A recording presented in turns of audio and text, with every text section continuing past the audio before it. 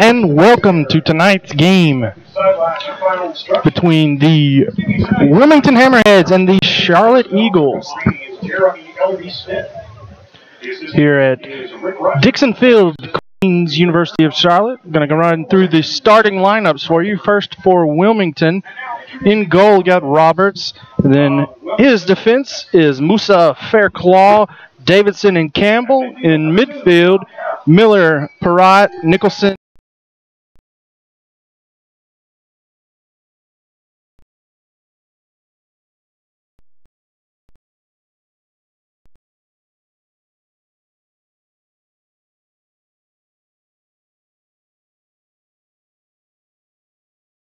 and Duckett. In midfield, Thompson, Cherry, Boggs, Toby, and Brendau.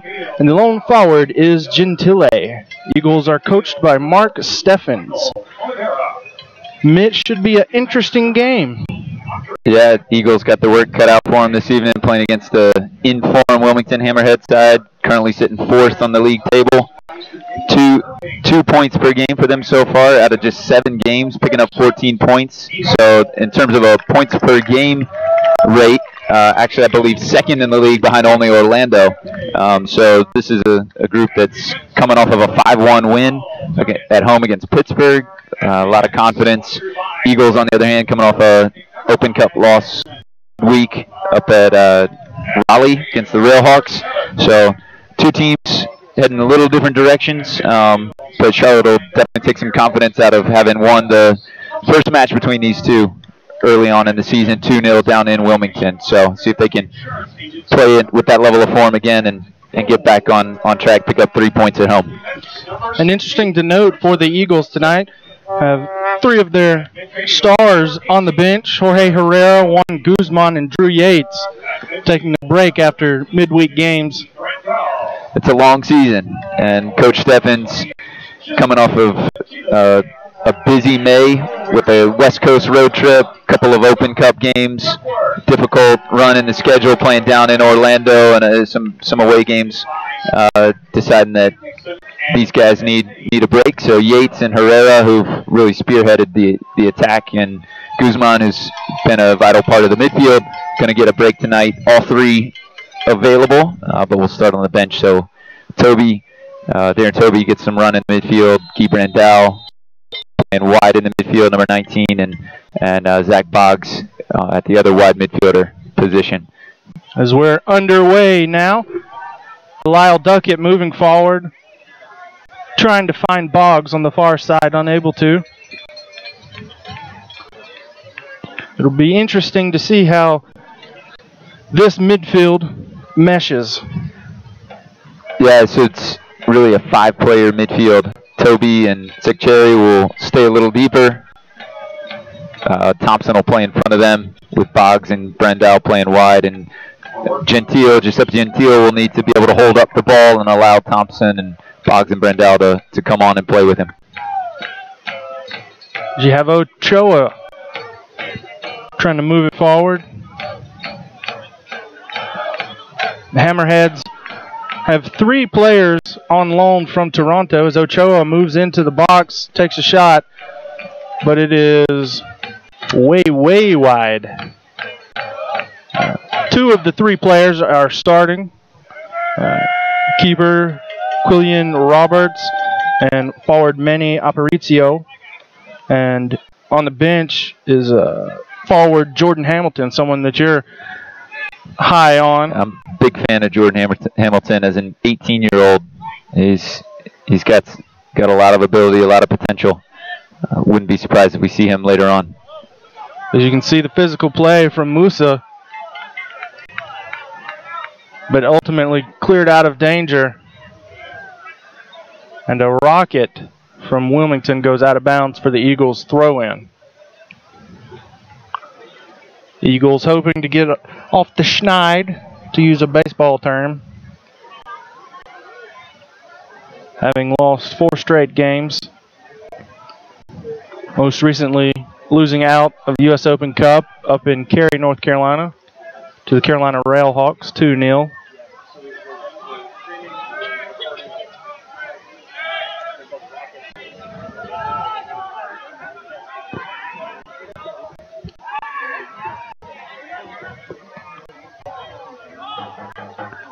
Good win by Duckett there. Bit of false Musa. First we've seen of Stephen Miller as he tries to find Ochoa up top, but Eagles win it. Get out the other side through Toby. Now you have Dixon overlapping from the right back position. Good little spell of possession here. Charlotte in the orange, able to put the foot on the ball. Gold sending it forward.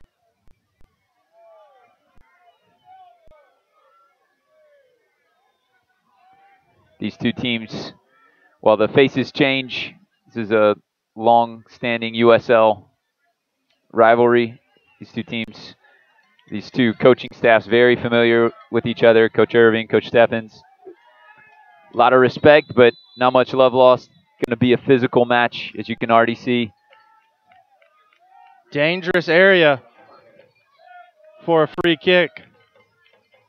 Just outside the box. And the Hammerhead fans that have traveled, happy about that.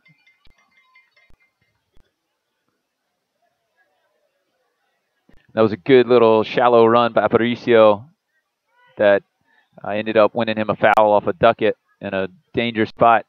Got 4 Hammerheads standing over the ball. Ochoa, Campbell look like the 2 most likely targets here. Likely choices.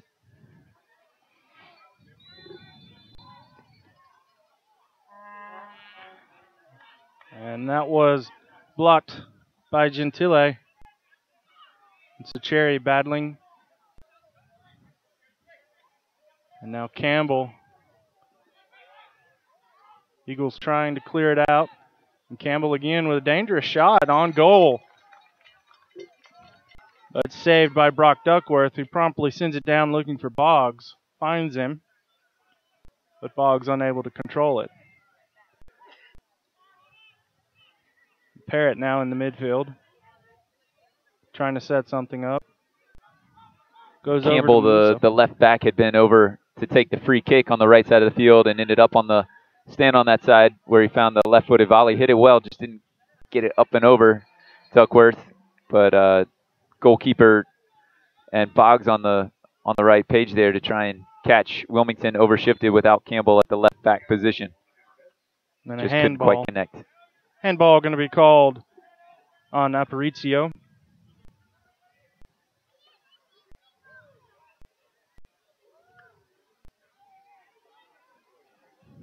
Matt Gold to take the free kick.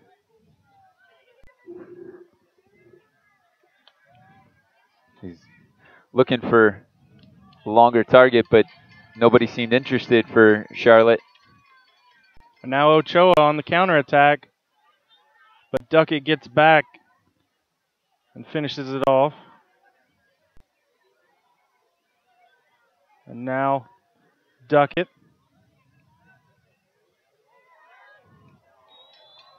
And offside called on the Eagles. Unfortunate for Gentile and Boggs there. Good little combination. Gentile just stepping back from an offsides position to pick up that pass. Little behind the leg flick from Boggs. At this point in the game last weekend, Wilmington was already up 2 goals. Got off very quick against Pittsburgh. So far, a little bit back and forth. Obviously, a good look, good position. Wilmington then put themselves in early with the free kick. Otherwise, a bit of a back and flow feel to it. Wilmington, even though they're on the road, playing with a lot of confidence, coming out with an attacking mindset, getting numbers forward. Certainly playing to come in here and get all 3 points. As Dixon intercepted that, sent it out of bounds. Now Ochoa. And going to be a corner kick for the Hammerheads.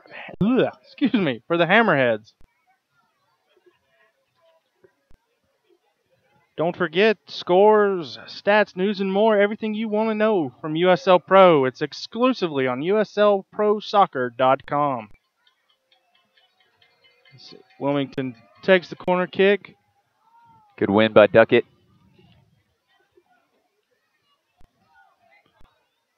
Duckett in the aerial battle with Ochoa coming out on top.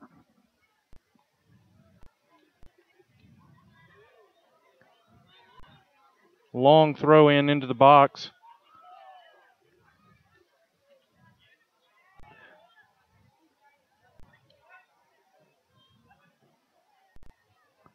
Yeah, and another corner. Faircloth came up from the back and was able to get his head on the long throw in. Charlotte will need to be more aware, better organized for that big throw that Wilmington has. Essentially gives them additional corner kicks. Oliveira to take the corner. He sends it in. And headed by Sacheri. Back to Oliveira. Takes a shot on. But corralled by Duckett. Sacheri fortunate there. That wasn't the best clearance in the world.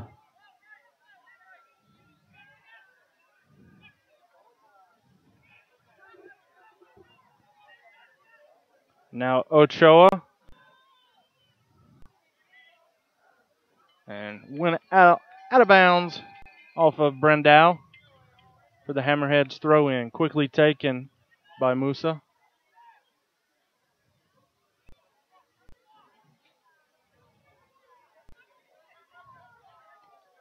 Good win by Noonan. Great tackle. And misplayed by Gentile. It's really turned into Charlotte playing on the counterattack, something that you would typically see the road team using as a tactic, but Charlotte having Boggs and Brandel have to drop very deep to defend. Nice flick on from Ochoa. And goes out of bounds off of, looks like, Wells Thompson. So if Wilmington's going to be able to maintain this level of pressure and keep the ball in Charlotte's attacking third, it's going to be vital that Gentile can hold the ball up. They can find good service to him. He can hold it up, and that Thompson can go and join him and get the ball back.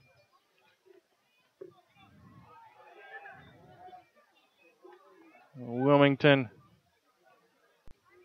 going to let it roll out for a throw in. With Davidson's big throw, they're fine letting that happen. And into the box it goes. And Duckworth comes out, grabs it midair. Now he's looking to quickly distribute. Sees that Ochoa's there. Noonan now. That's a good ball.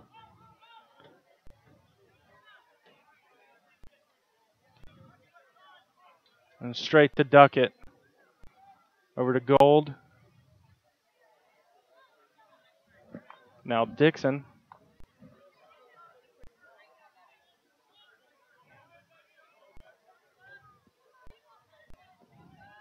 Looking for Gentile. Finds him, but he's called offside.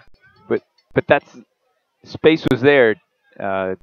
Musa had stepped forward from his outside back position into the midfield a little bit. There was space in that channel. Good timing from Gentile. I guess just took a step behind Faircloth. A split second too early. But Duckett with time out of the back to pick him out. That's not a bad option. They can get the timing right on that.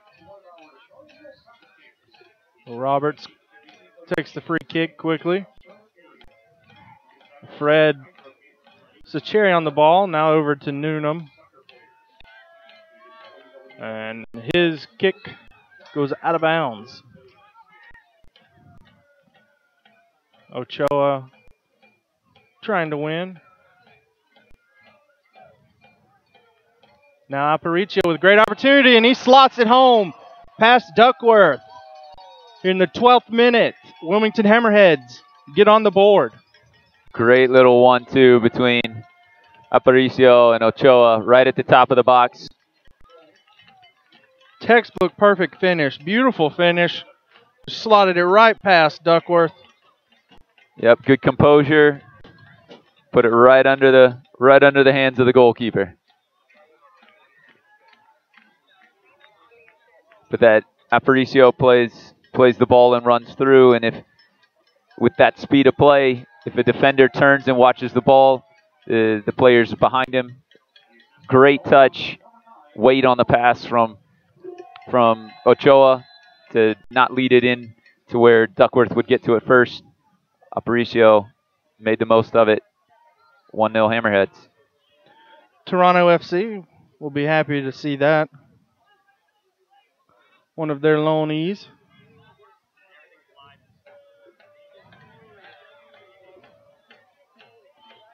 Ochoa now for the Hammerheads. Great stuff from Miller. Ochoa, Musa, fakes out Noonan. Back to Ochoa. A lot of numbers forward for Wilmington. Sensing they can get another right away. Headed out by Duckett. Eagles trying to make something happen. Sacheri moving forward. Got Musa trailing. And Musa wins the ball away. It bounced out of bounds off of Fred Sacheri. Musa making a lot of forward runs from that right back position.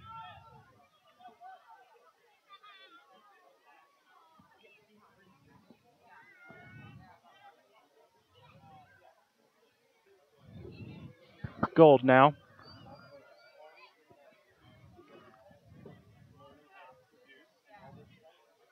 Boggs, former Vancouver Whitecaps man, unable to handle the ball.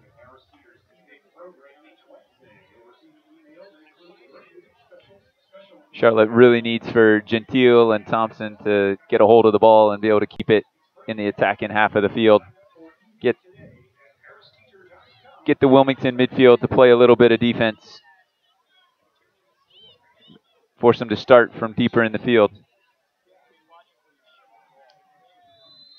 And foul called on Gentile.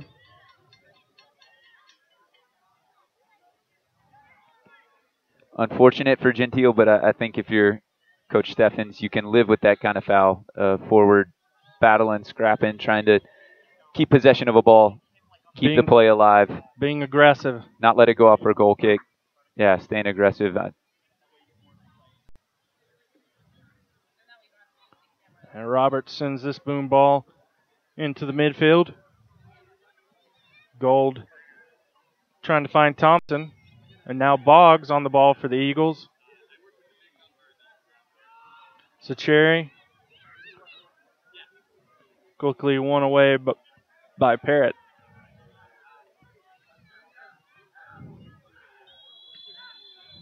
And that's going to be a foul. Pretty rough passage of play there.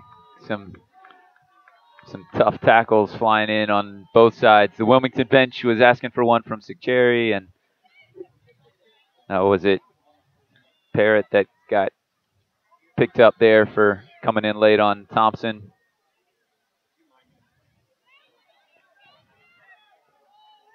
Gentile and Davidson getting into it. Free kick into the box.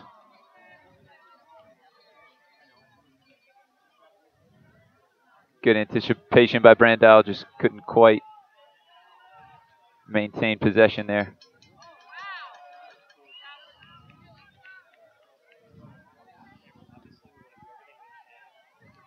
A great bit of skill by Oliveira there to turn and collect that ball with his left foot on the run. Gold, though, well positioned, ended up clearing it away. And Campbell's pass is going to find its way to Duckworth. And now into Sacheri.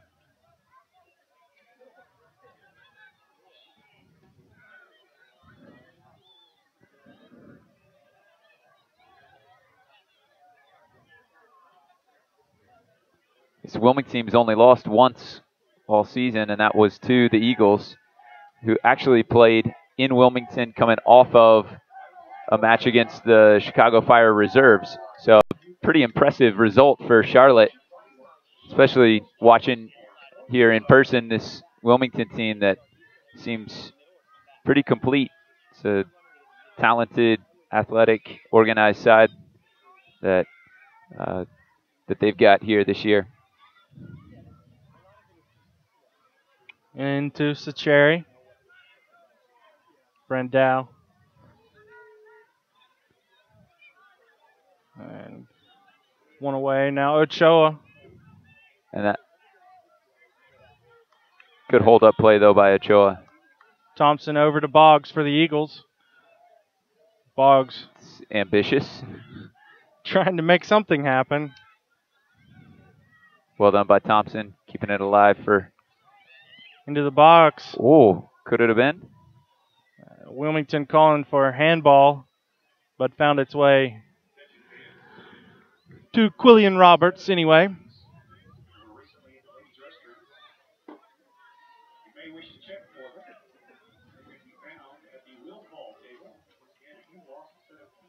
Roberts boom balls this one down. Boggs tracks it down.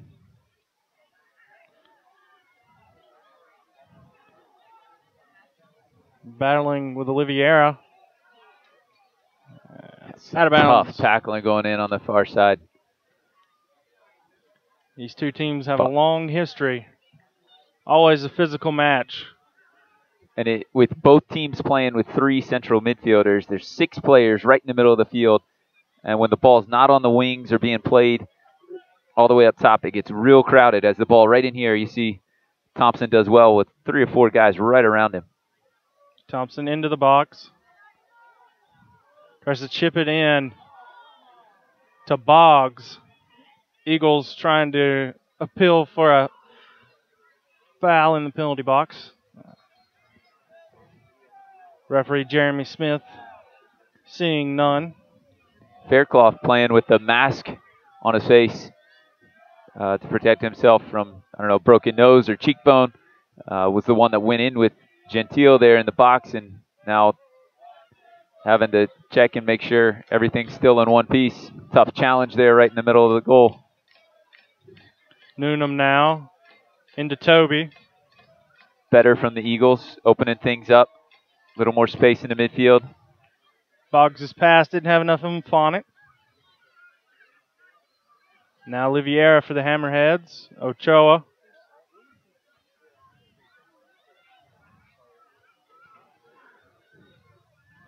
Ochoa moving forward.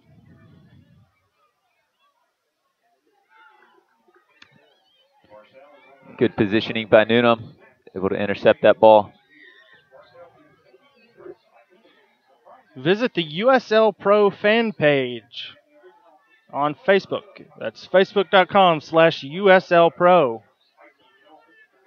As Sacheri trying to find Noonan, Musa tracks the ball down. And make sure you follow USL Pro on Twitter at USL Pro for all the latest updates.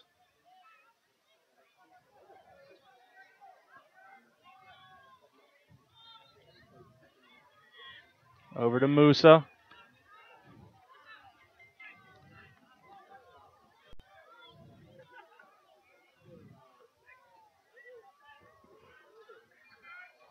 Out of bounds off of Duckett. Going to be a Hammerhead throw in. Nike is a proud sponsor of USL Pro. Follow at Nike Soccer on Twitter for all the latest Nike Soccer information. Duckett lucky to not get called for a high kick there. That one goes out of bounds off of Brandau. And also, every USL Pro regular season and playoff game will stream live on YouTube. Features include DVR, chat, and social media interactivity. Subscribe to the Eagles channel for free today. That's Charlotte Eagles SC on YouTube. It's going to be a free kick.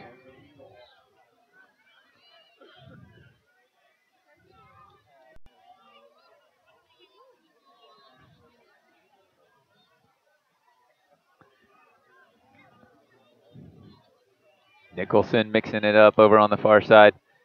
Holding midfielder. Trying to make it tough on Boggs and Dixon.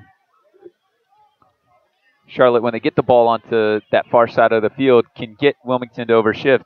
Just a matter of whether they have the skill and vision to pick out Noonan here on this near side. Goal Playing trying in a to lot of find space. Gentile.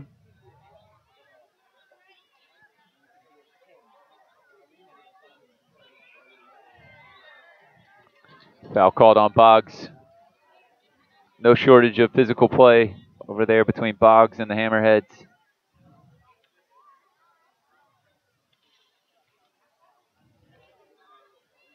One of the Hammerheads players being attended to right in front of their bench.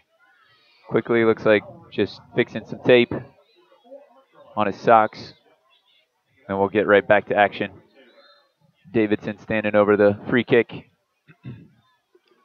He sends it down looking for Ochoa. Over the head of Ochoa. But Duckett headed it straight to Ochoa.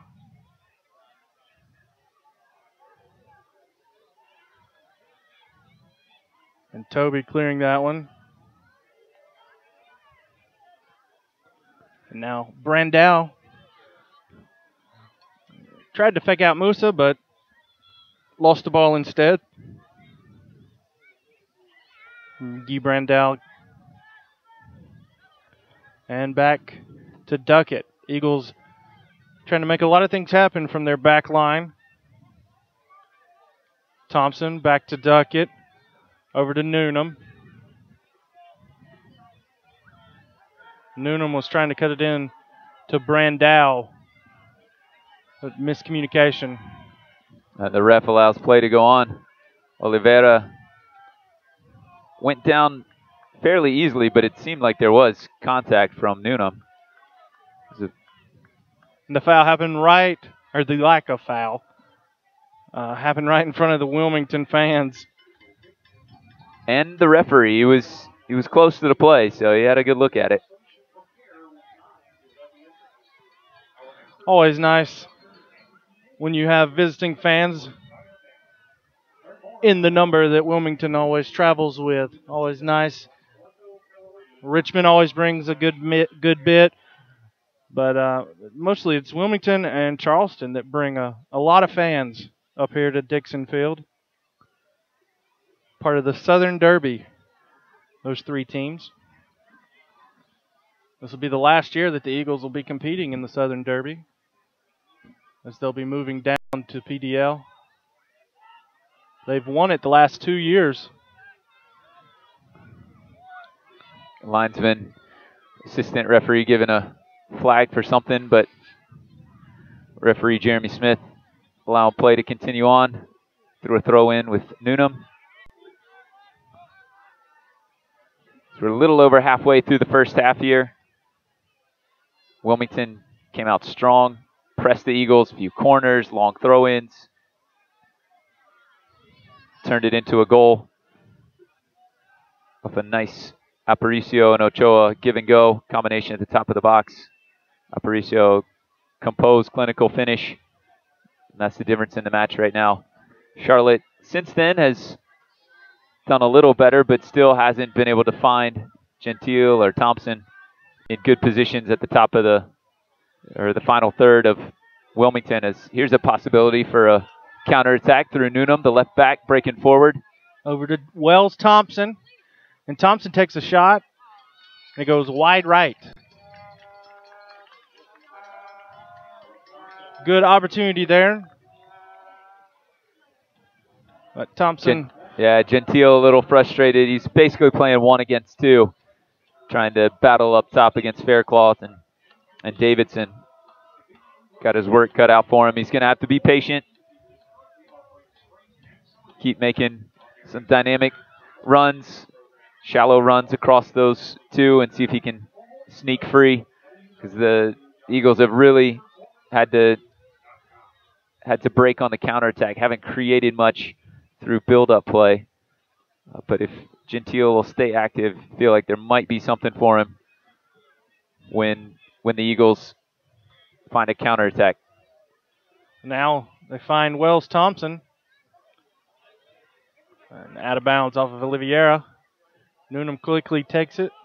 Back to Thompson. Noonan into Brandau to Thompson. Thompson weaving his way through. Over to Noonan. Noonan battling with Oliveira. And Oliveira comes out on top. Living on the counterattack now.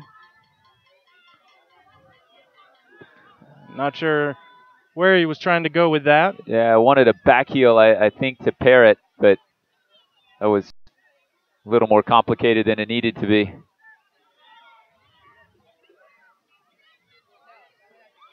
Christian Davidson.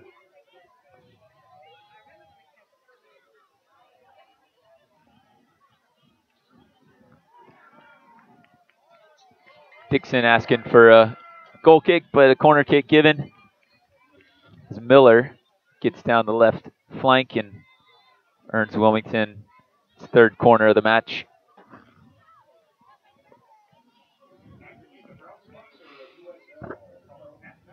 Faircloth and Davidson both coming forward from the center back position for Wilmington. Oliveira over to take the corner.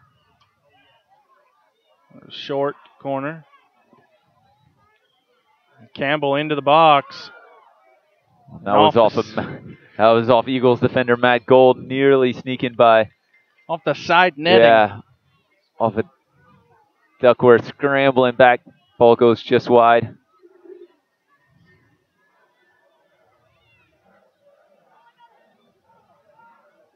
Wilmington looking to go with a firm ball in at the near post on each of those last two corner kicks. That shot straight into Duckworth's hands. He quickly booms it down. Looking for Gentile. Musa headed instead.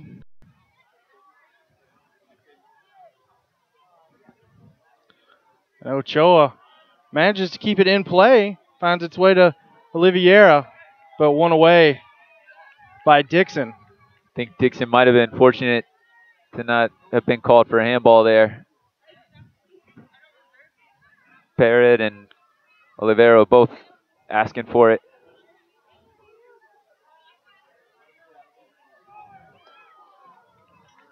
And that's going to be a goal kick. Great defense from Fairclaw there. That was great work by Ochoa there earlier to, from the inline, play that ball all the way back over the top, knowing there was no one tracking with him that close to the goal. Played it all the way deep for Oliveira.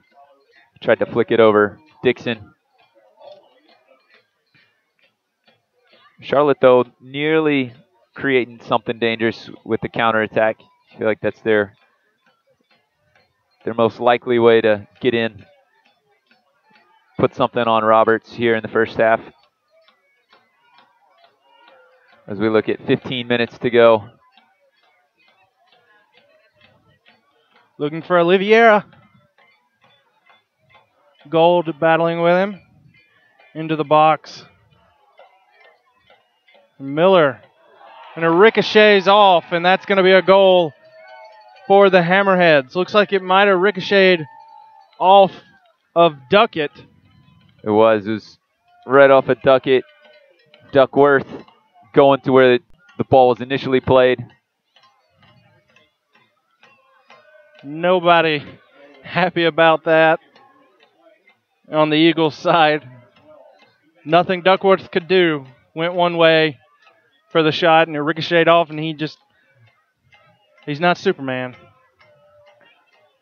Noonan did well to hold up Miller and force him back. And Miller actually got that ball off of fortunate deflection on the initial service. Ball ricocheted all the way back to him. Did well to control it, composed, turned his hips well, hit it well, but I think was fortunate with that deflection. I'm not sure that his shot would have beaten Duckworth if it had gone through cleanly. But at the end of the day, Wilmington's putting the ball on frame against Duckworth, the Eagles goalie, and really Roberts hasn't had a whole lot to do for Wilmington. You can count on one hand the number of times the ball's been into the box on the Wilmington side. As Thompson is over to take this throw in. He sends it in. And Duckett manages to get a head on and then found its way. Looked like that might have been Boggs, but it was punched out by Roberts. Yeah, Roberts choosing to punch that when it seemed like if he had called for it and come and gotten it, it would have been a pretty simple ball to collect with just catch.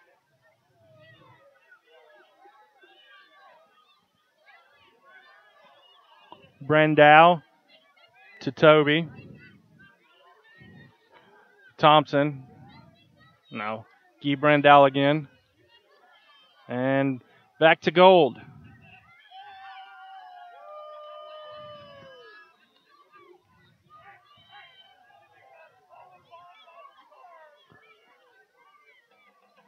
And the Eagles will get a corner kick. Sikcherry working cleverly down the right flank. Getting the ball to go off of Campbell. Give Brandau a chance to put in a left-footed delivery here. In swinger. See if Duckett or Thompson or Gentile, Newnham, all four of them looking to get on the end of this service. Brandau sends this one in and unable to connect with anybody. Actually ended up being Toby, Darren Toby coming from the backside, trying to win that ball.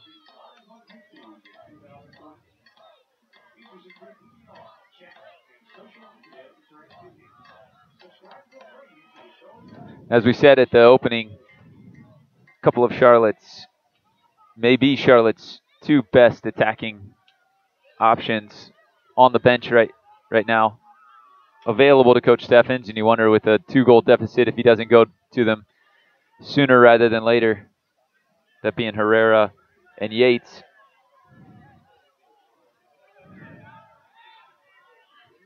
Potentially seeing a switch even at halftime. Give those two guys a chance to influence the game, get Charlotte back into things. In the meantime, Wilmington seems interested in a third. Into Toby.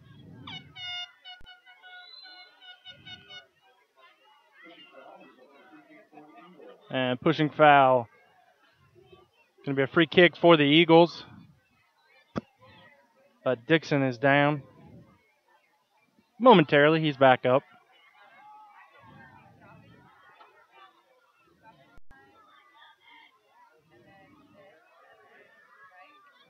Quickly taken, Toby. Back to Gold.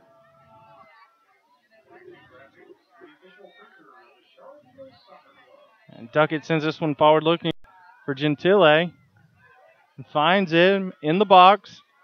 Now to Thompson. Nearly fell for him. Gentile and Musa exchanging Ref's words. going to award a corner kick.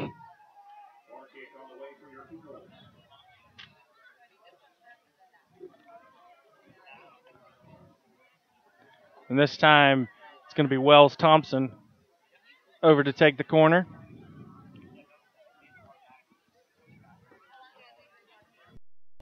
Gentile looking for contact there as a center forward.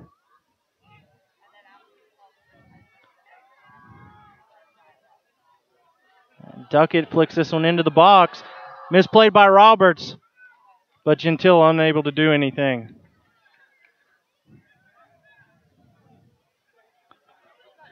Roberts toying with Gentile. Just a bit of gamesmanship from the Hammerhead keeper. But yeah, Gentile on the long ball by Duckett that ended up resulting in a corner. Mixing it up with both Faircloth and Musa. Musa taking some exception to a bit of the physical play that Gentile is dishing out. Parrott looking for Musa. Finds his way back to Parrott, but cleared out by Duckett. Going to be the Wilmington Hammerhead throw in.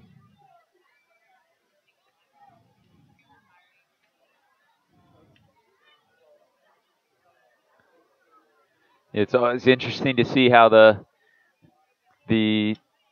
MLS alignment with these USL Pro clubs plays out. Some teams it works out better than others. Davidson throws it in. Duckett makes contact, but Noonan clears that one out. No, but right now it seems to be going well for Wilmington. They're playing some quality soccer, but they haven't sacrificed what they're known for, being a tough, organized, committed defensively, physical team. But they've added some nice players that mix in with that, and they've got a good thing going right now. And on that note, you look at last year. You look at the players that Orlando City got from Sporting KC, and then you look at the players Rochester got from New England. It worked out a lot better for Orlando than it did for Rochester, as they had a rare down year. Oliveira sends this one into the box. Well, and I think about the Eagles playing Harrisburg at home last year, just getting hammered. I think it might have been 3-0, and all 3 or 4 of the goals were scored by Philadelphia Union lone players. Then in the playoffs, Charlotte goes up to Harrisburg. Those guys had gone back to Philadelphia or weren't in the lineup, and all of a sudden Harrisburg's a completely different team, and Charlotte goes on the road and wins a playoff game. So it's you have them and you use them, and they have the ability to help you, but as soon as they're gone, does it affect your rhythm and what as a coach you're doing with your team and how you got them set up? And that was evident throughout the playoff run for the Eagles, beating Harrisburg, beating Richmond on the road before falling to Orlando City in a record-setting USL Pro Championship. 11 goals scored in that game. The Eagles lost 7-4. Dom Dwyer scoring a hat trick plus 1, 4 goals in that game. And now looking for Ochoa, unable to find him. Dwyer now a starter with Sporting KC. As I say, great distribution by Duckworth, but to find Boggs early, but you see excellent commitment and transition from Wilmington. A lot of numbers back. Position there. Toby had committed defensively. Parrott, the captain, laying himself down there to block that shot from Toby. Noonan into Sacheri. You can see Drew Yates is up on the bench. Not sure if he's warming up or if he's just nervous. Matt Gold sends that one forward to Boggs. Boggs plays it back to Darren Toby. Toby with Miller and Campbell. Yeah, I would think that Coach Steffens would probably sense Herrera and Yates just staring him down here the last 10 minutes of the half, wanting him to give him the nod, ready to get in there and try and make something happen, see if they can bring some kind of creative influence to the Eagles' attack, break down this Wilmington defense.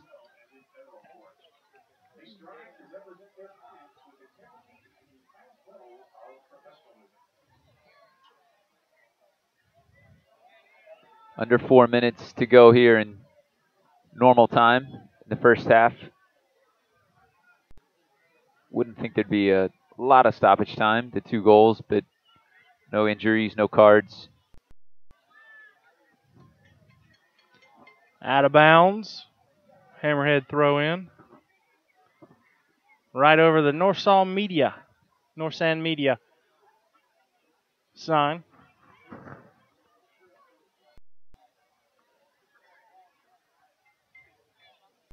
Taken into Ochoa.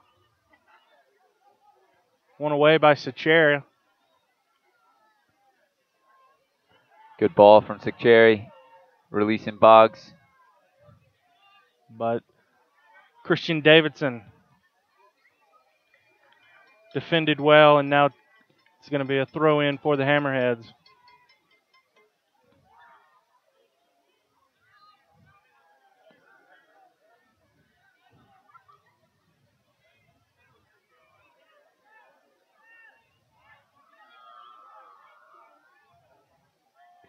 Giving Brandau a chance to run onto that, but from that position, never going to beat Musa to the through ball.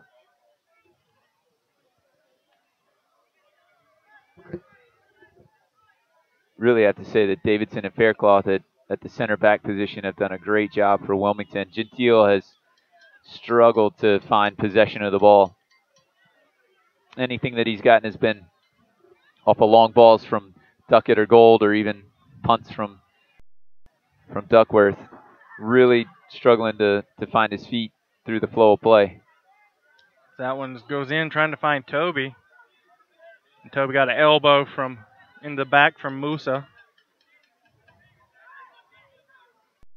Gomez trying to work a give and go with Oliveira. But just a bit off target. But it didn't connect. But if I'm Aparicio or Miller or Oliveira, I like playing with Ochoa, because if you get it and you run hard off him, and he'll find the space, as we saw in the first goal. Center forward that has a little bit of vision and touch, and if you play it and move into space, he will pick you out. He'll look for you, share the ball.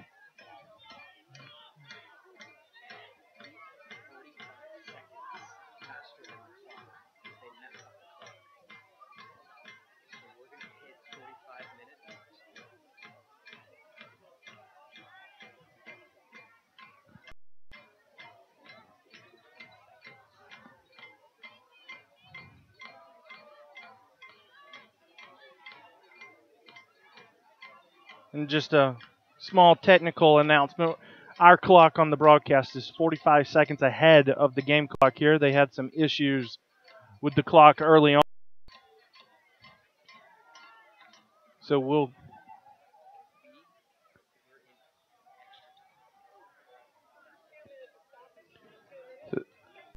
Official signaling for 2 minutes stoppage time. And we're going to have 2 minutes, there you go, of stoppage time. Sikcherry. Well done to hold that ball up. Noonan and Thompson. Now Sikcherry on the wing, battling with Musa. Musa just poke checked him. Toby, Brandau, Boggs. And that's going to be a foul. Better from Charlotte there, being able to pin Wilmington in. Even when they lost the ball, Sikcherry loses it, but Toby steps in, cuts the ball out, allows Charlotte to maintain some pressure.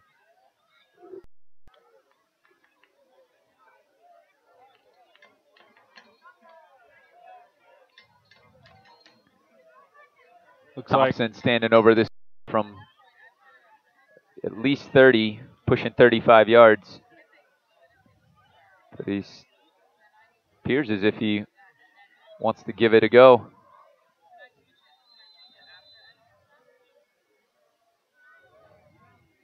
And Thompson tries to curl this one in, but goes just over the goal. I feel like from that distance you need to go with a bit more power than trying to create some dip. Even if that ball had been a couple feet lower and on frame, Roberts seemed pretty comfortably in position.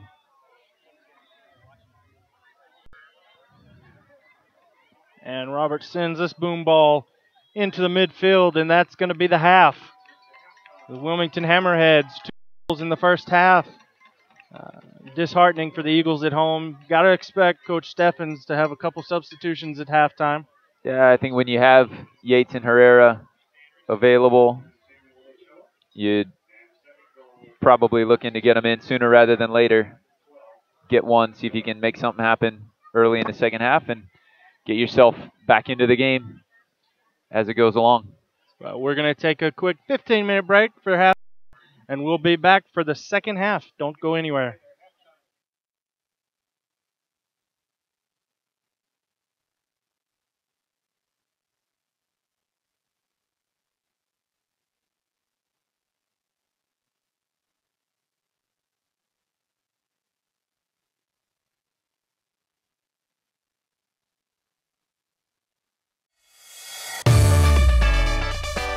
Camps with the Charlotte Eagles is the craziest, most insane thing that you'll ever love.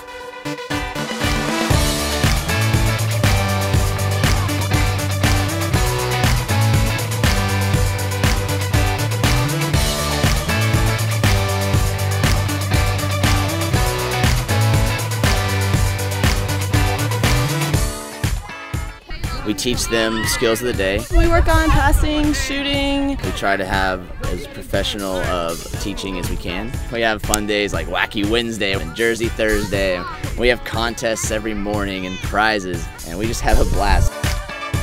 It's so much bigger than the game of soccer. Soccer camp, a place that you wouldn't really expect them to get Jesus, we can give it to them. It's just a way where we can love kids and we can teach them about the Lord and about how much He loves them. They're all about the soccer, and then they love the Bible time.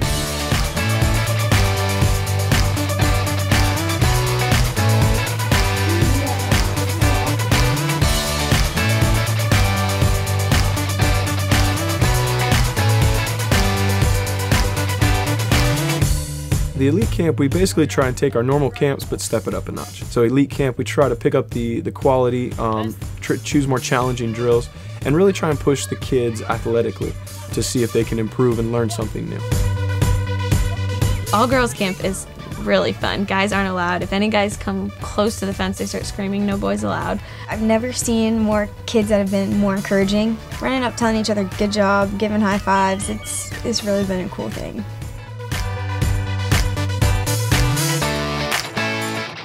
But at these camps, you know, the coaches really care about your kids. But we take it very seriously, the instruction that hopefully they grow as a player in soccer. We come and we grow them as soccer players, as athletes, but also just as people. Things like honesty and sportsmanship. How much can we invest in these kids' lives for the short period of time that we have?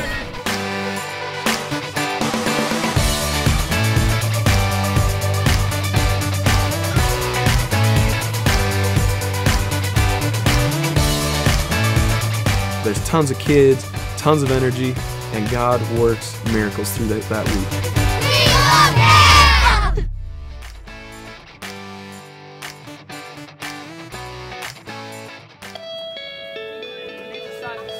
Well, sports ministry is like the gospel in action. You're able to speak the gospel, but you're also able to be an example on the field and doing something that you love. Soccer is the #1 sport in the world. You can go anywhere, all you need is a ball. It's the perfect tool, in my mind, to share the gospel. So many people in so many different cultures play sports, and soccer is probably the biggest because it's all around the world. I think my favorite thing is actually playing matches against other teams, and then afterwards getting to share with them. Being able to show the love of God while you're playing, and more so afterwards when you're able to talk with people one-on-one or even to a crowd, explaining why you're doing what you're doing. Have those intentions of, okay, I'm going to use this not for myself but to benefit others. God just takes that and just expands it and just blows it up bigger than you could ever imagine. Training is a core part of what we do to accomplish our mission, a season of training to prepare players for a lifetime of service. We try to do what we call sports ministry training, where we're training our men to take their faith and put it on the field. That's through transformation. Going through the material, the sports ministry training material, of just kind of a theology of sports ministry and learning more deeper about how God wants us to be in the context of sport. That's the standard message you have, right? We all enjoy the game. I love to coach, I love to play. All these guys are driven, they're competitive, but investing in these guys on the spiritual side, that's what I get excited about, and that I get to do it within the environment of soccer. It's a phenomenal place to grow. From the staff around you to the opportunities you get, to the leadership you can provide for the team, the perfect place to be as an athlete.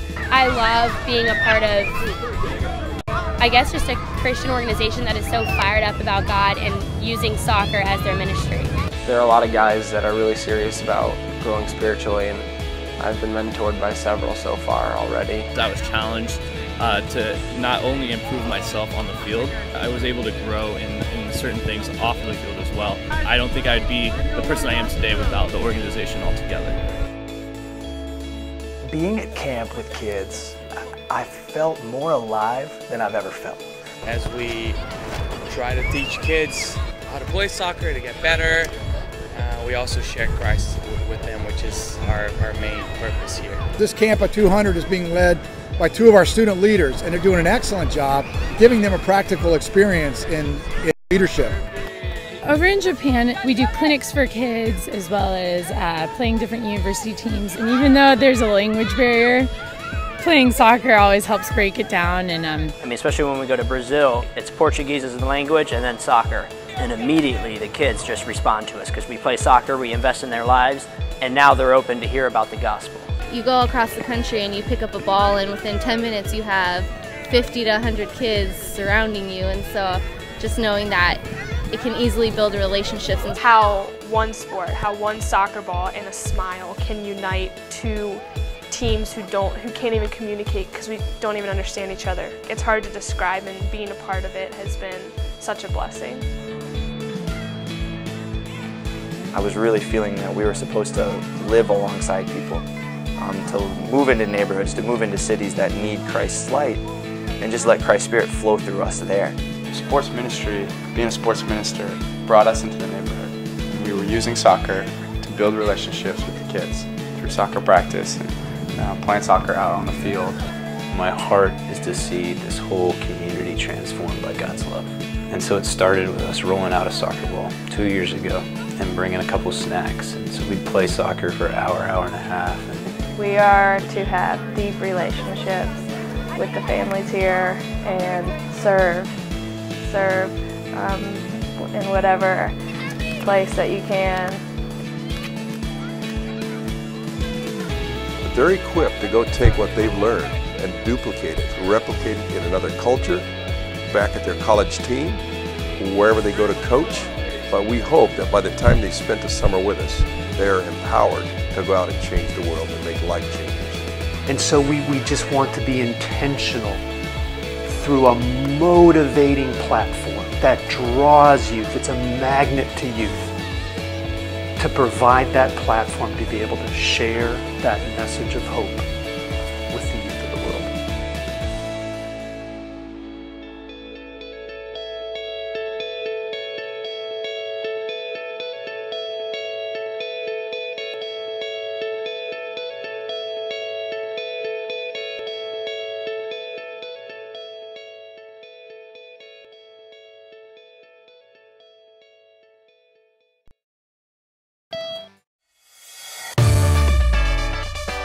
Camps with the Charlotte Eagles is the craziest, most insane thing that you'll ever love.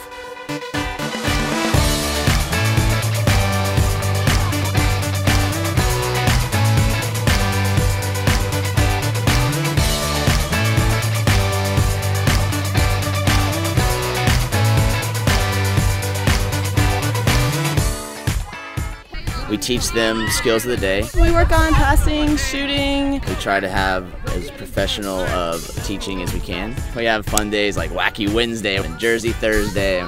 We have contests every morning and prizes, and we just have a blast.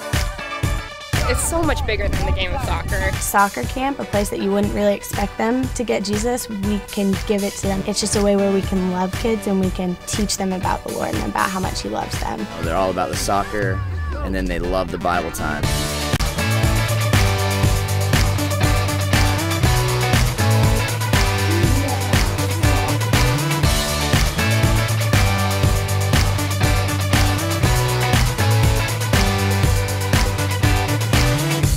The elite camp, we basically try and take our normal camps but step it up a notch. So elite camp, we try to pick up the quality, choose more challenging drills, and really try and push the kids athletically to see if they can improve and learn something new.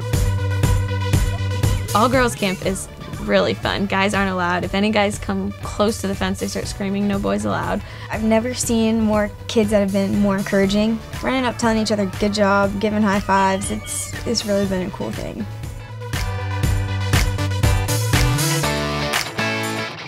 But at these camps, you know, the coaches really care about your kids. But we take it very seriously, the instruction that hopefully they grow as a player in soccer. We come and we grow them as soccer players, as athletes, but also just as people. Things like honesty and sportsmanship. How much can we invest in these kids' lives for the short period of time that we have?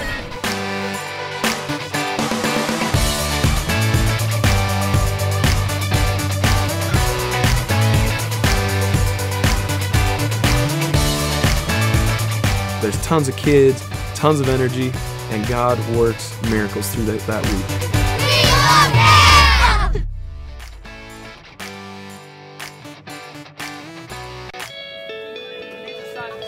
Well, sports ministry is like the gospel in action. You're able to speak the gospel, but you're also able to be an example on the field and doing something that you love. Soccer is the #1 sport in the world. You can go anywhere, all you need is a ball. It's the perfect tool, in my mind, to share the gospel. So many people in so many different cultures play sports, and soccer is probably the biggest because it's all around the world. I think my favorite thing is actually playing matches against other teams, and then afterwards getting to share with them. Being able to show the love of God while you're playing, and more so afterwards when you're able to talk with people one-on-one or even to a crowd, explaining why you're doing what you're doing. Have those intentions of, okay, I'm going to use this not for myself but to benefit others. God just takes that and just expands it and just blows it up bigger than you could ever imagine.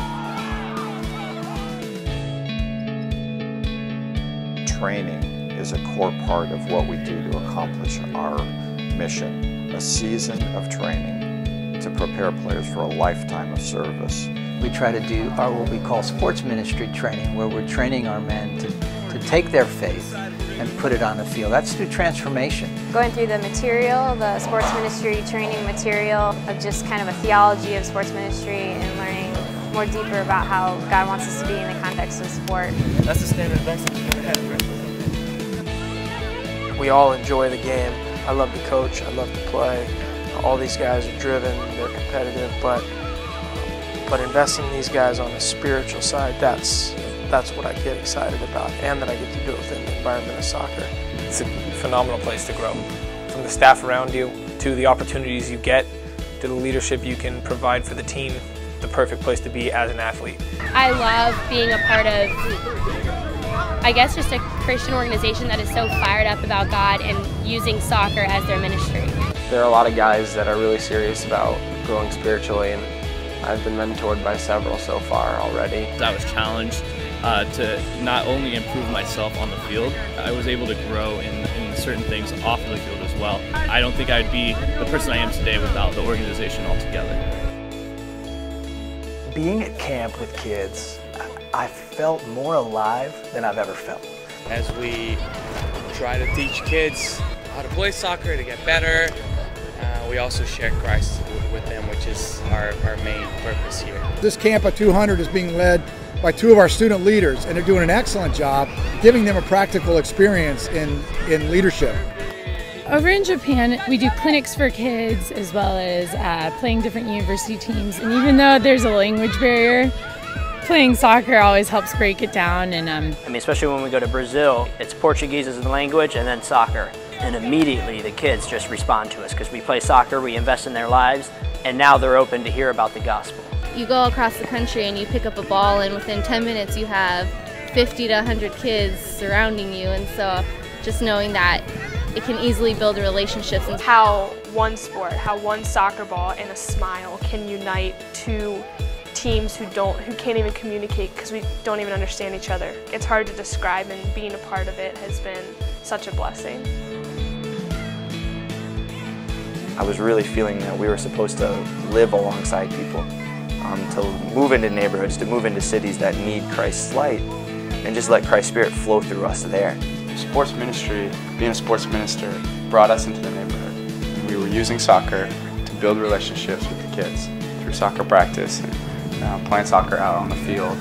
My heart is to see this whole community transformed by God's love. And so it started with us rolling out a soccer ball 2 years ago and bringing a couple snacks. And so we'd play soccer for an hour, hour and a half.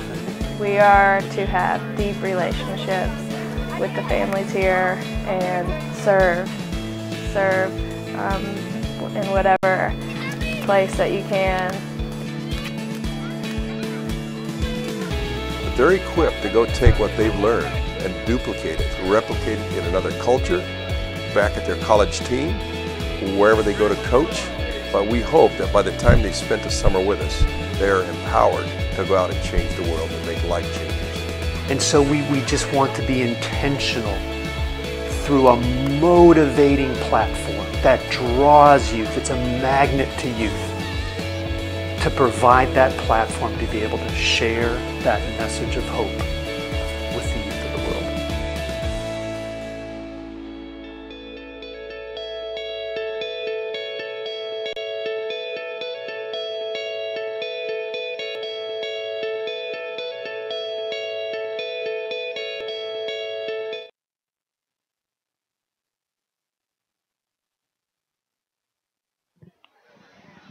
And we're back for the second half. A couple substitutions report for you.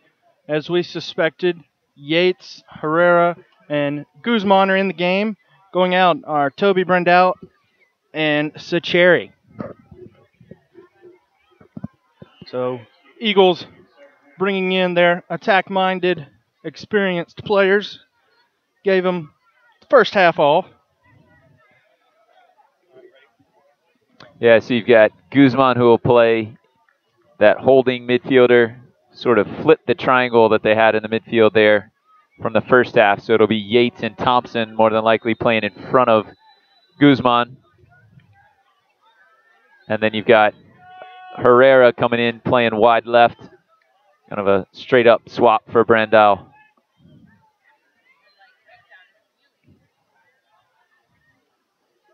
Yates, the assist leader for USL Pro. Fantastic midfielder. And Jorge Herrera, just a Charlotte Eagles legend. And Juan Guzman, a Charlotte native. Those three guys, holdovers from last year, just a central part of this team. As there's going to be a Hammerhead corner kick.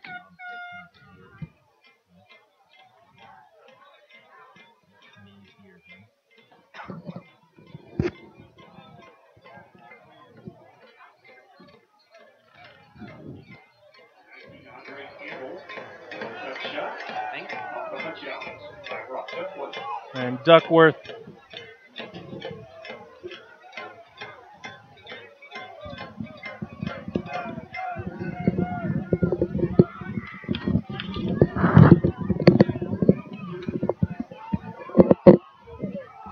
and Duckett now.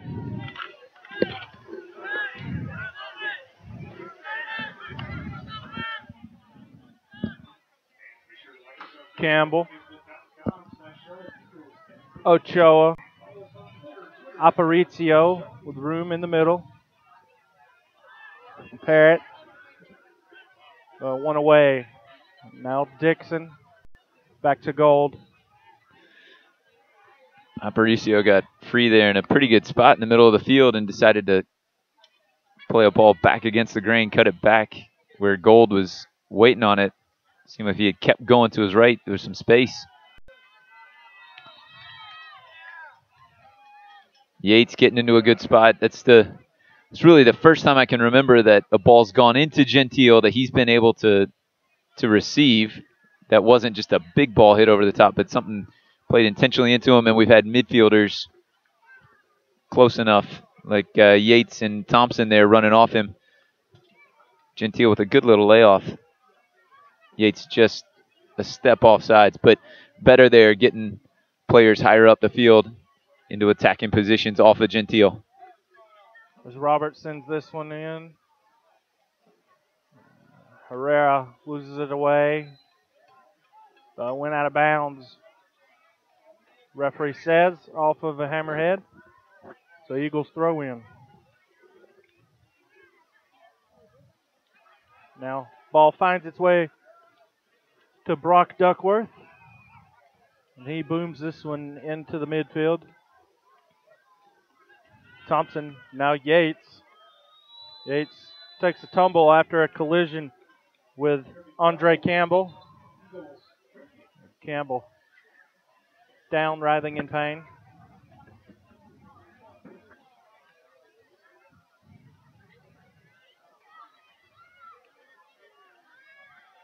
Looks like he's going to get up and give it a go.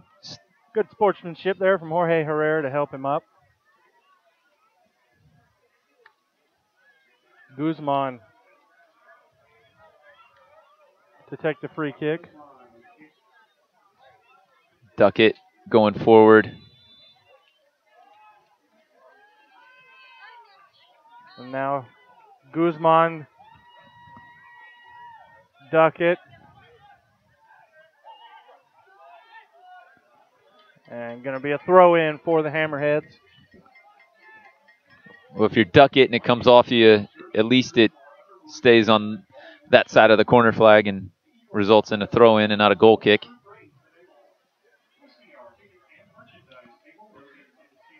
A lot more aggressive defensive posture from Charlotte. Pressing Dixon up the field. Yates and Thompson crowding things.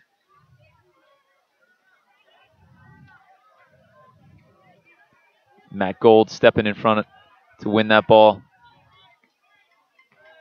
And offsides.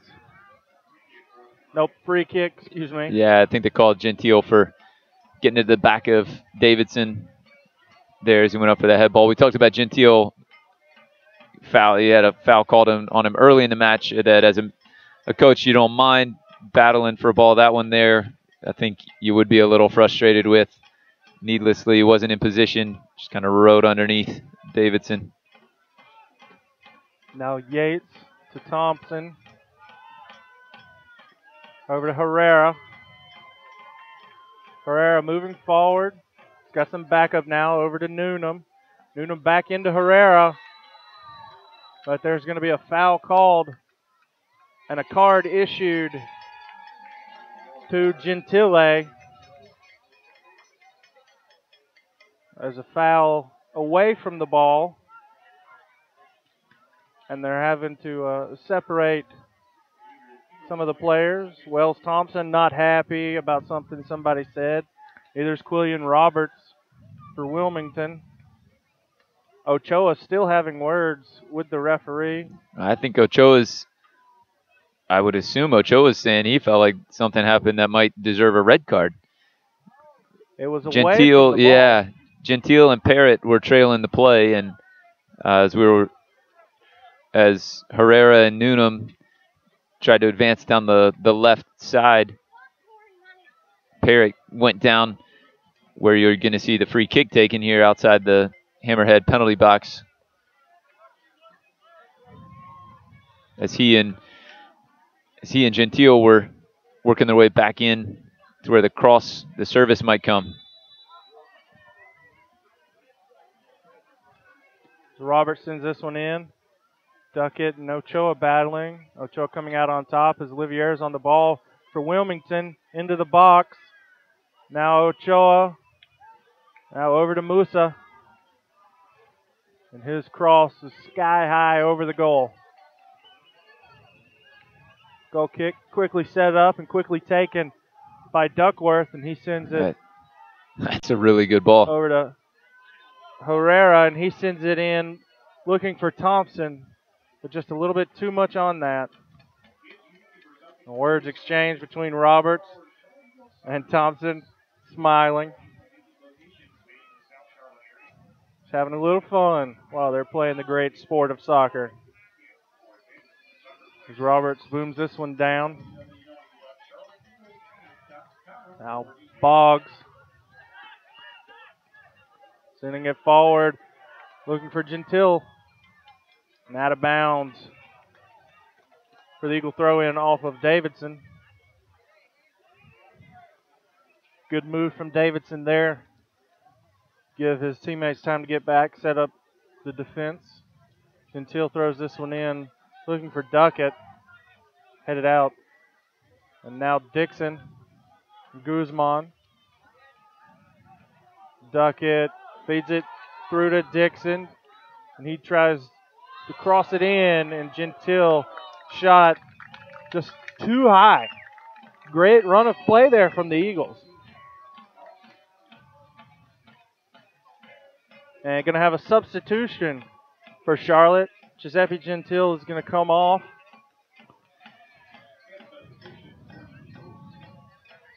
And Hunter, I think that substitution from Coach Steffens, honestly, I think that has to do with the yellow card that he just picked up, because he actually was beginning to get more involved in the play, and I'm not so sure that Coach Steffens didn't see something there that he didn't want on the field. I'm totally speculating there, but didn't seem like based on Gentile's play necessarily, because he come out and done well here in the second half. But yeah, don't really know what happened off the ball there.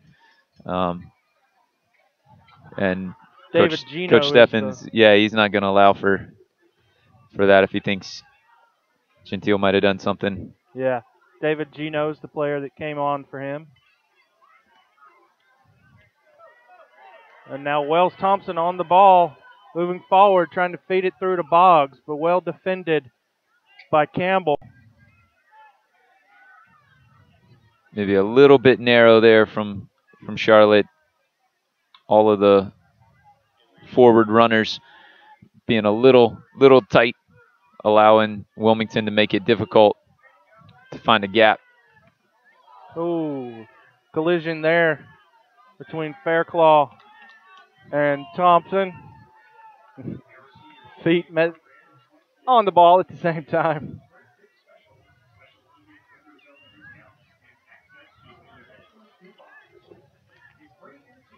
Don't forget, score, stats, news, and more from the USL Pro exclusively. Everything you could possibly want to know is on USLProSoccer.com. And don't forget to visit the USL Pro fan page on Facebook.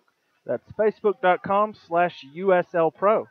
And follow the league on Twitter at USL Pro for all the latest updates. Speaking of Twitter, give at Nike Soccer a follow.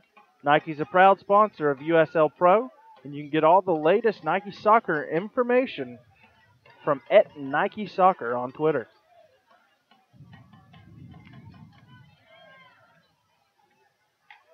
And Musa now, but going to be cleared. No, not cleared out. And Thompson on the ball now over to Herrera. Herrera. Wilmington gets a lot of players around the ball. You see that ball go to Herrera. I mean, you see right here they've got 6 players within 20 yards of the ball. If Charlotte can find a way out of that space, the weak side players have some space, but Wilmington really doesn't allow that to happen. They make it very difficult to get from one side of the field to the other. Throw in, taken, but eventually finds its way out of bounds.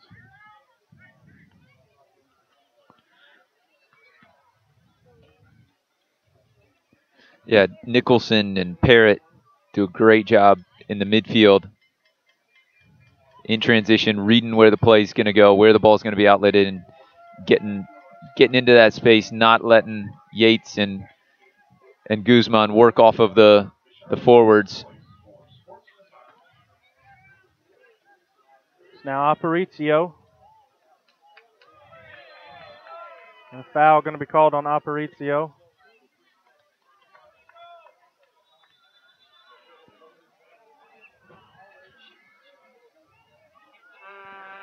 This is a play that I personally don't understand. Is that Aparicio, after the foul was called on him, goes and stands 1 yard away from the ball when the rules clearly state that if there's a free kick, you have to give 10 yards. And then when Newnham kicks the ball off him, it's as if then it should be a throw-in, and he should be allowed to stand there.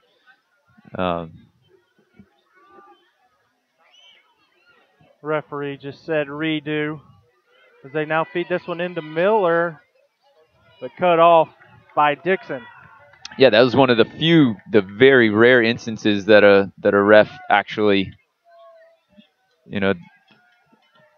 it comes down on the player penalizes the player for encroaching.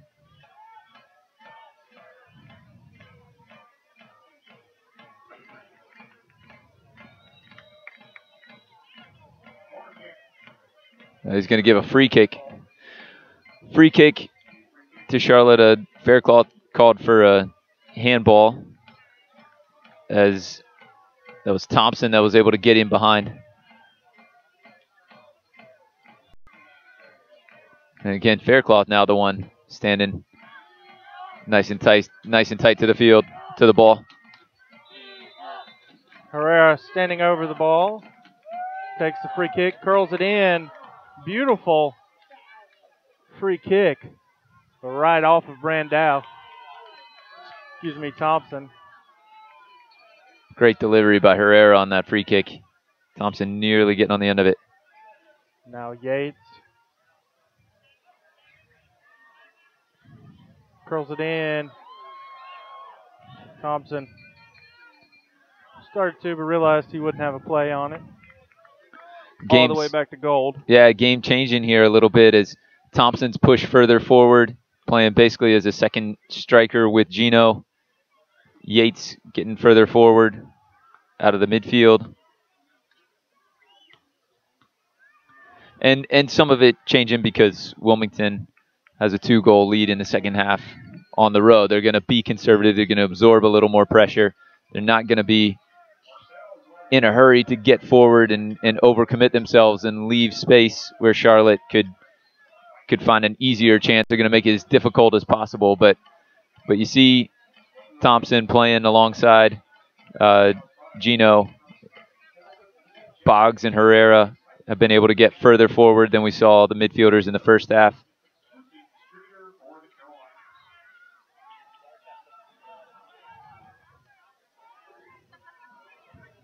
Davidson clears that one away.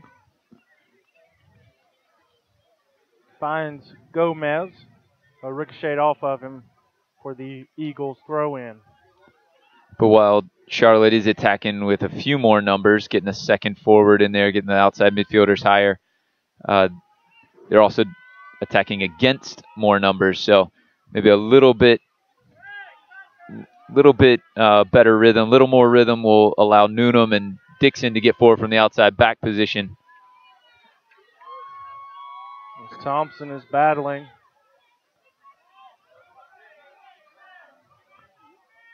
And going to be a corner kick as it went off of Christian Davidson. Jorge Herrera trotting over to take the corner. Quite the battle there between those two. Nobody backing down on that one. Herrera had a great delivery off the set piece on the other side. See what he can put in here.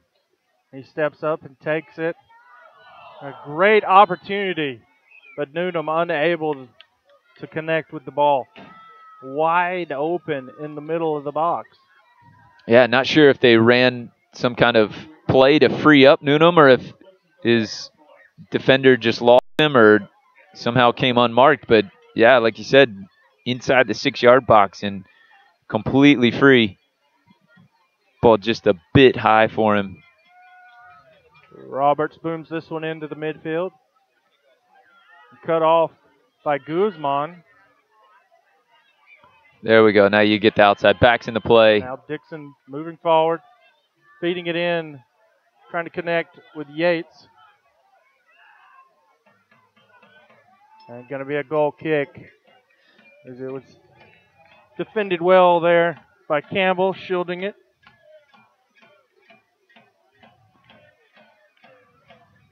And that's one where, as Dixon, I think he'd try and run around Campbell. not let that ball go out for a goal kick. You might allow them to turn back and keep the ball, but you make them play out rather than being able to set up the goal kick like that. And that goal kick into the middle. And Oliveira with it.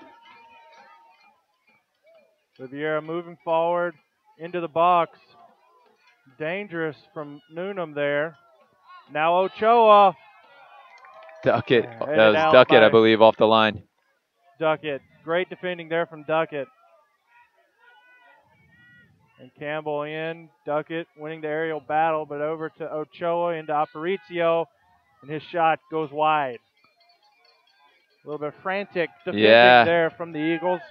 Well, and after the first ball was cleared off the line by Duckett, it ended up being Gold that went to pressure the ball.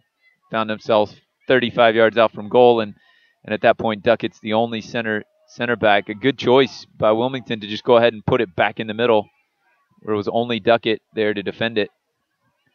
Aparicio didn't seem to catch that quite like he wanted to, and I believe it may have even deflected off of Miller. Stephen Miller was also in the box there.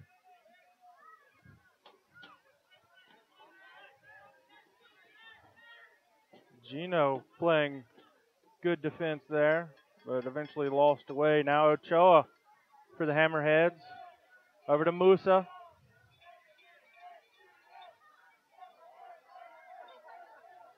Now Miller into the box.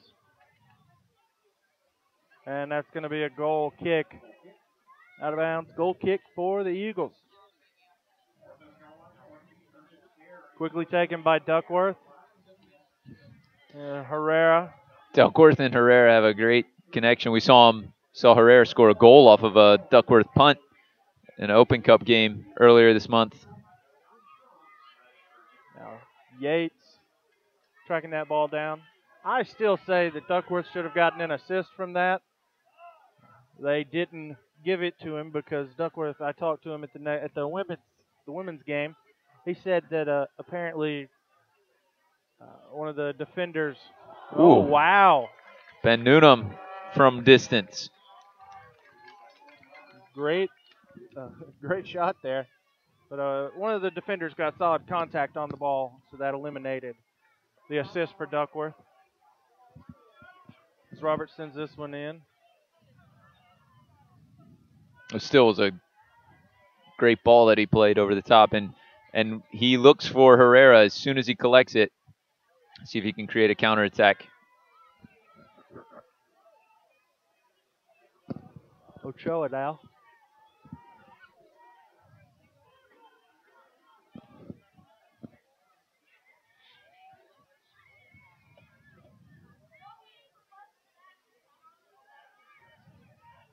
Now all the way back to Fairclaw.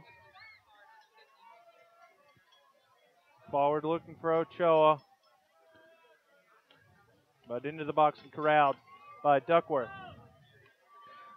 So now as you approach the midway point of the second half, your Coach Steffens with Charlotte. You've used 3 subs at halftime. Do you consider Tyrone Hill to give you some pace up top? Do you drop a defender to add him?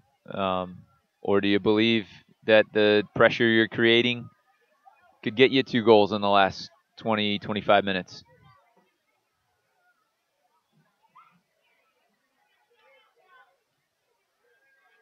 Yates working hard, but Miller does well enough.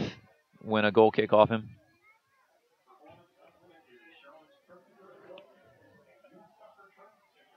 If you bring in Hall, where do you put Gino?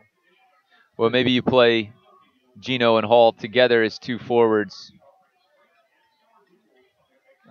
Thompson's worked really hard. Boggs has been up and down the line. Wonder if those 2 are going to both be able to go 90 minutes. Thompson's able to play wide right. So could you bring Boggs off and push Thompson out wide and add Tyrone Hall rather as a threat to get behind down the middle of the field. Campbell sends that one across the field. Newnham battling over there. Parrott now, Aparicio unable to get to that, but Oliveira is there. And he's battling with Dixon. And going to be a throw in for the Eagles. Quickly taken back to Gold. Over to Newnham.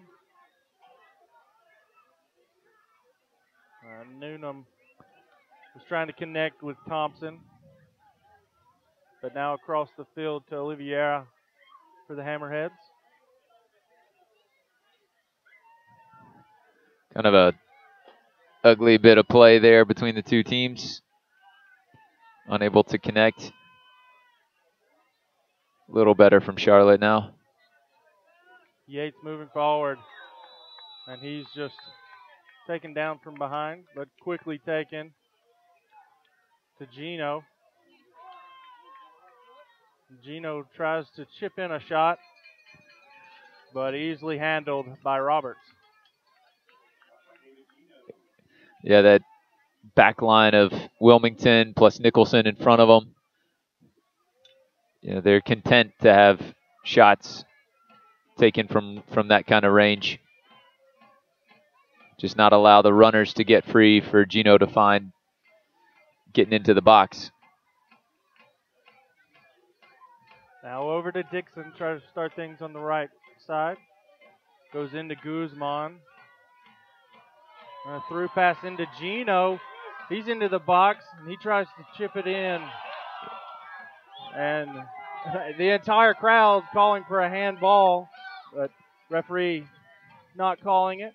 Other than the Port City firm down on the fence. Anybody in orange, though, felt like that ball came up off of Davidson's right foot into his arm as he tried to play the Gino cross.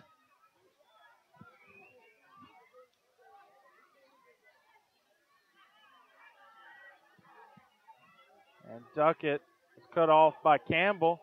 Campbell moving forward into the attack. Gets past Dixon. But now the ball finds its way to Boggs. Now Guzman goes over to Herrera. Musa is going to be called for a foul on Herrera. Ref going to talk to Musa and I think possibly give him a yellow. Yeah, going to go to the book. And there goes the yellow. And I think that's an accumulation yellow. So just the idea that that individual foul wasn't necessarily yellow card worthy, but I think Musa's probably been called for 3 or 4 fouls, and the ref just trying to keep things in check, not let one player break up the game. Foul consistently puts him in the book. Referee going to have words for somebody again. Newnham and Musa not happy with each other. Oliveira getting in, shoving.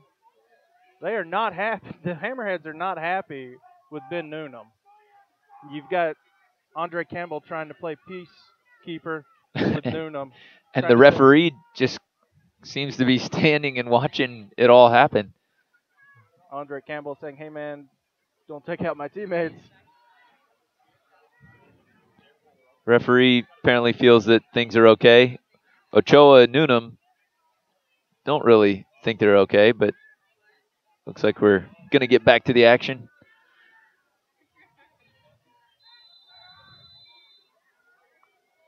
Now Herrera going to take this free kick. He sends it in, it's headed out by Musa to Gold. Gold sends it back over to Herrera. He slips past Miller for the moment. Now finds Yates. Yates loses the ball away. Good tackle by Nicholson.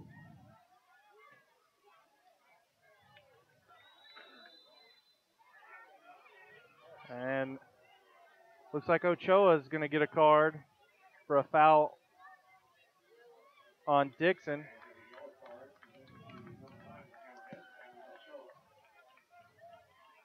Ochoa did not mean to do that. Yeah, yeah, I don't.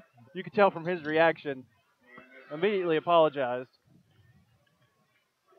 And they're going to have Stephen Miller coming off. Aparicio, the other one, coming off. Aparicio going to come off. And Albert Edwards and Drew Ruggles is going to come on.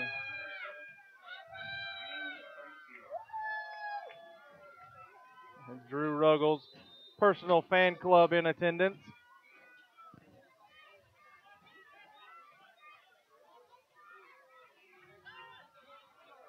Boggs into Guzman. Excellent ball. Herrera. Excuse me, Noonan.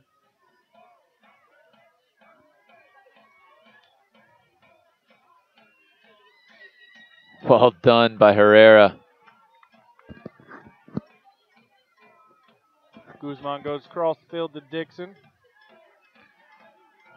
That's the kind of commitment you want to see out of your star attacking player.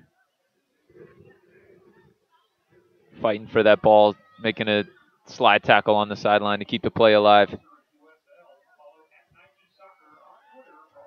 Time running out, though, for Charlotte as we close in on the last 15 minutes of the game. As Ochoa takes that Roberts punt and puts it out of the stadium on the volley. Not sure what the point of that was, but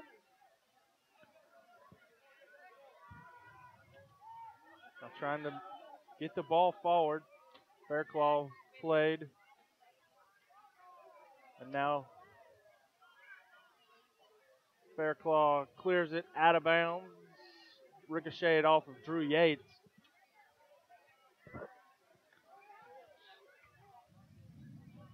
It's been better from Charlotte here in the second half. Been able to get more numbers forward, create a little more pressure, but the chances still haven't been great. You know, haven't put a ton of pressure on Roberts. They've put a lot more pressure on the Wilmington defense, but haven't been able to turn it into great looks on goal. And Jordan Hamilton's going to come on for Sammy Ochoa. So the young Toronto FC loanee. See what he can do, if he can add to the Hammerheads' lead. Started last week against Pittsburgh and produced a goal and an assist in the first half of that game.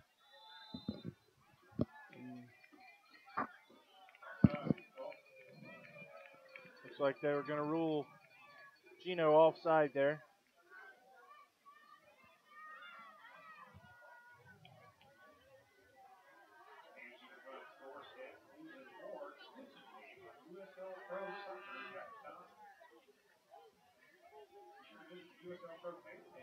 Ruggles now. Nicholson and Hamilton. Wow. Yeah, Wilmington wanted advantage there. Coach Irving having a chat with the referee.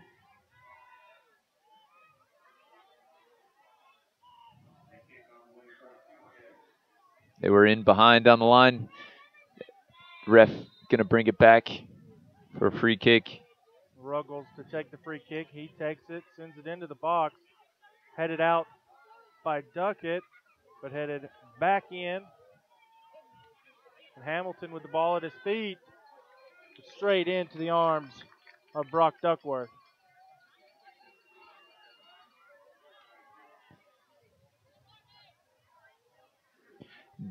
Davidson must be predominantly left-footed player, because that ball fell what would seem to have been nice for his right foot, and he took it with the outside of the left and ended up being pretty simple save for Duckworth. And a rare throw-in back to the keeper. Roberts booms this one into the midfield. Nicholson. Thompson.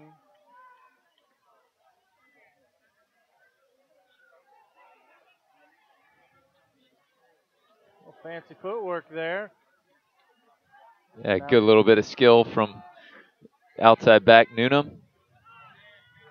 And now Dixon moving forward. Back in. Now Boggs, Yates. Good defense there from the Hammerheads. Now Dixon.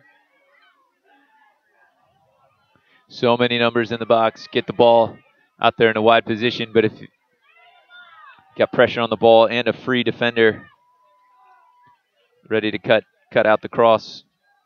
Well organized by Wilmington. Ruggles now going to be called for the foul.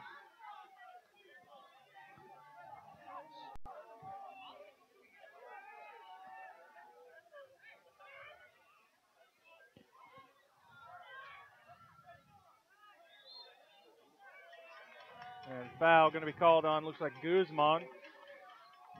His foul on Hamilton. Testy still all the way through. Some tough challenges going in on both sides. Campbell takes it quickly. Unable to connect, though, with Oliveira. Good work from the ball boy to have a ball ready for Brock Duckworth. Duckworth waiting for the Eagles to get forward. He booms this one with all of his might. Guzman. Now Yates.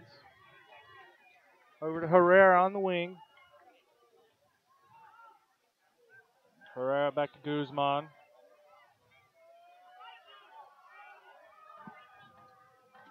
Guzman. And Thompson. Thompson over to Noonan. Noonan and Dixon both playing forward. Now switch the field over to Dixon. Back to Gold. And if you're Wilmington, you're completely okay with this. Charlotte in possession, but unable to eliminate any defenders in their passing sequence. Everything staying in front of the white shirts of the Hammerheads. And Ben Noonan's going to be substituted off. Looks like it.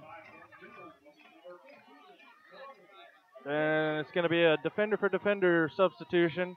Thought they might bring on Tyrone Hall, but they're going to bring on Talani Ibikunle.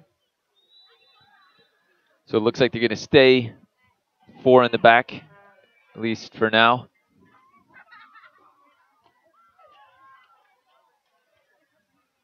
We're in the 82nd minute. Running out of time to come from behind from this 2-goal deficit. That's going to be a foul called on Parrott. I think the ref has made a couple calls just sensing that guys are a little testy, little tense, not wanting things to get out of hand. I don't know that was, there's a ton in that, but the ref just wanting to make sure he maintains control. Smart move to do that. Musa loses it. Quickly taken Herrera now on the ball. Battling with Oliveira. Oliveira wins away. Thompson now. Back to Guzman. Over to Duckett. He sends one forward looking for Yates in the box. But Fairclaw wins the header. And now Hamilton. Hamilton and Duckett duking it out. Back to Ruggles. And he sends it across the field.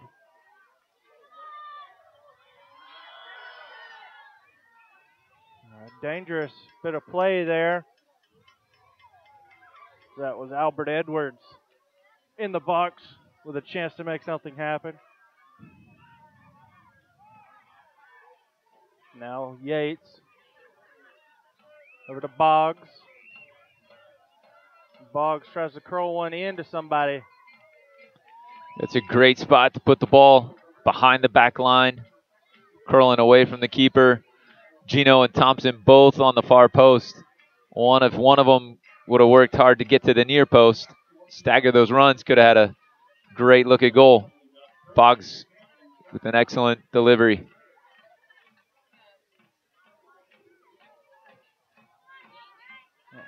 Campbell, that one ricochets off of Boggs for the Hammerhead throw in.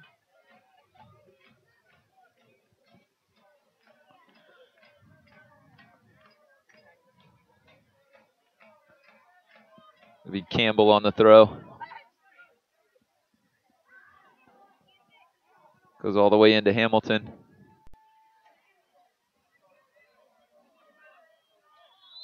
Guzman laying out. But the foul is going to be called on Ruggles. Right in front of the Port City firm who disagreed with that call. And that's going to roll out of bounds for the Wilmington goal kick.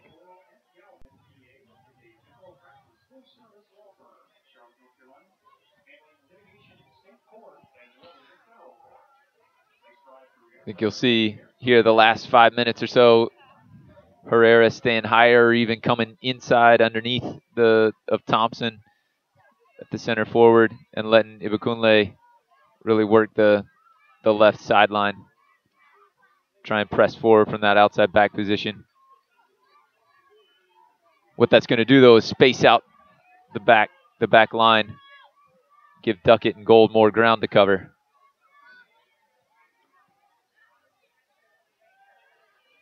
Now Oliveira, Yates wins it away to Herrera. Into the midfield, Thompson. Thompson goes across.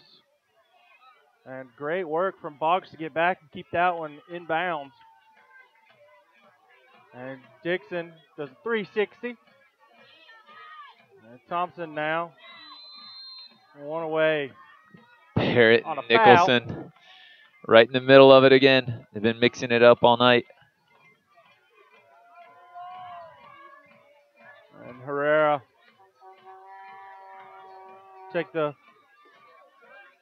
35-yard. Rough guesstimate. Herrera takes it. Ricochets off of Oliveira. Herrera saying he wasn't 10 yards away.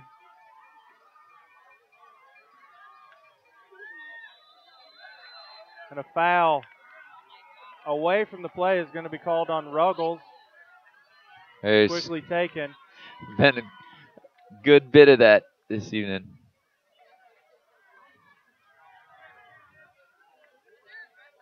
And now over to Boggs.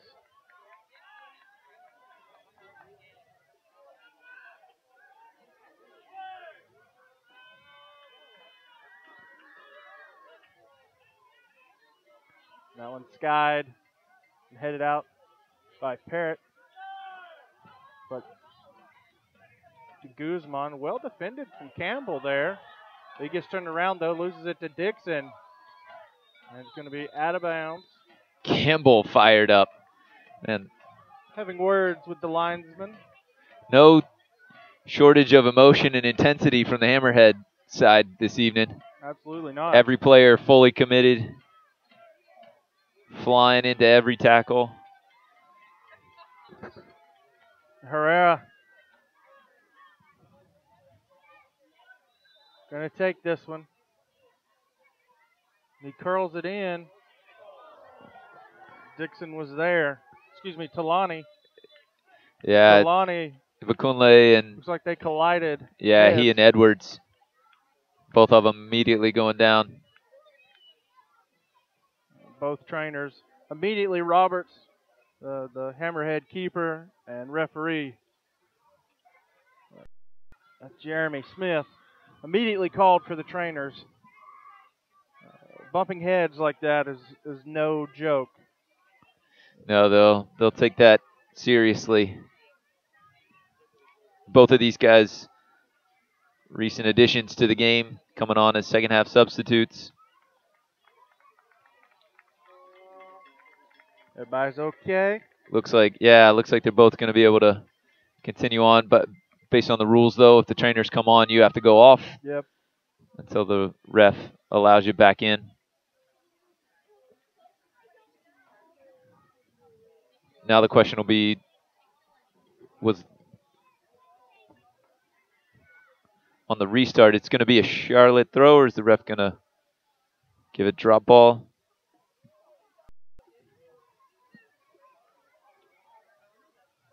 Looks like it's going to be a drop ball.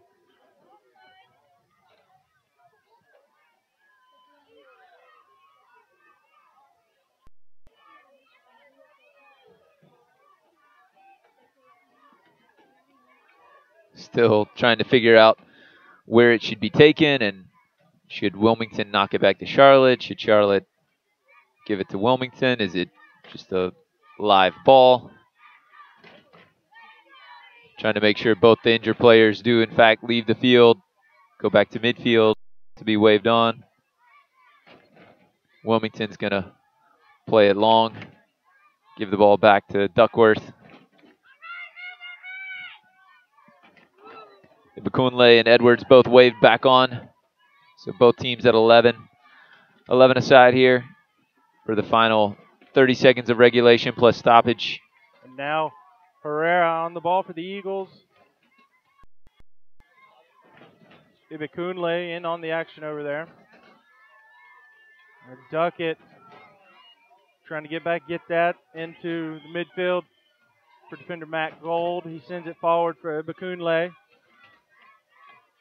Now Herrera. Herrera sends it into the box. And Yates in the box. There's a goal. The net. Drew Yates puts the Eagles on the board. Fantastic control. Chested the ball down. Found the back of the net. Home. Yeah. Started with a long diagonal ball from Gold into Bakunle. 3 minutes of stoppage time. 3 minutes of stoppage time. Herrera ended up with it. Found Boggs. Boggs, good composure. Good presence of mind to lay that ball off. Didn't have an angle to score. Unselfishly lays it back to Yates. And like you said, Yates, great control off his chest and just picked the far corner. Roberts never even made an attempt at it. So see what Charlotte can do here the last 3 minutes. And now Hamilton just his time. Loses the ball away. Yeah, he's gave up. Looking for a call, but the ref's not going to give that at this point. And now ball just a little too forward. And almost interesting from Roberts. I know he's trying to kill as much time as possible, but I think Coach Irving would have liked for him to just collected that ball with his hands, be safe at this point.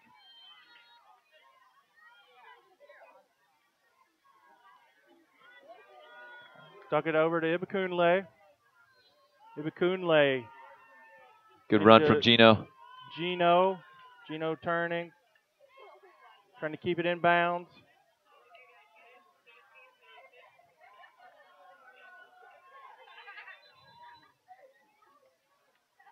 And going to be a last-minute substitution from Wilmington.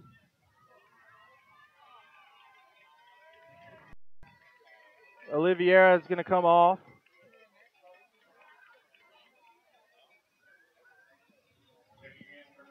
And it's going to be Cody Arnoux coming on.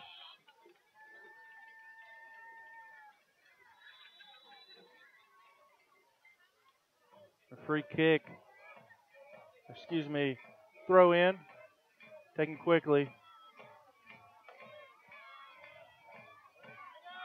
A long one from Bakunle. Herrera unable to control it.